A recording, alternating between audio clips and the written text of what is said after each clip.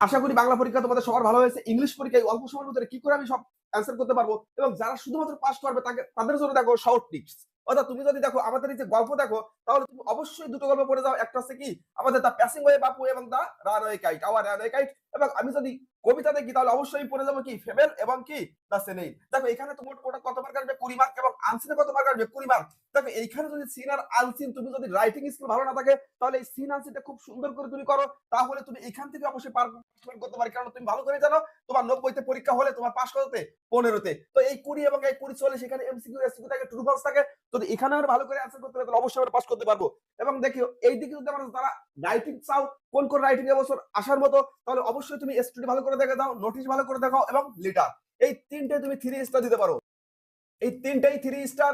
এবং তারপরেও যদি তুমি দেখতে পারো ইম্পর্টেন্ট বলতে কি আছে, বায়োগ্রাফি আর কি আছে, প্রসেস কি আছে, প্রসেস আসে, তাহলে এই রিপোর্টটা এবছরের জন্য খুব একটা ইম্পর্টেন্ট না। আর যদি তোমার ফরম্যাট মুখস্থ থাকে অবশ্যই তুমি ফরম্যাটে করে যাও। দেখো এই অল্প সময়ের ভিতরে তুমি তাড়াতাড়ি করে দেখে যাও, অবশ্যই তুমি পরীক্ষায় ভালো রেজাল্ট করতে পারবে।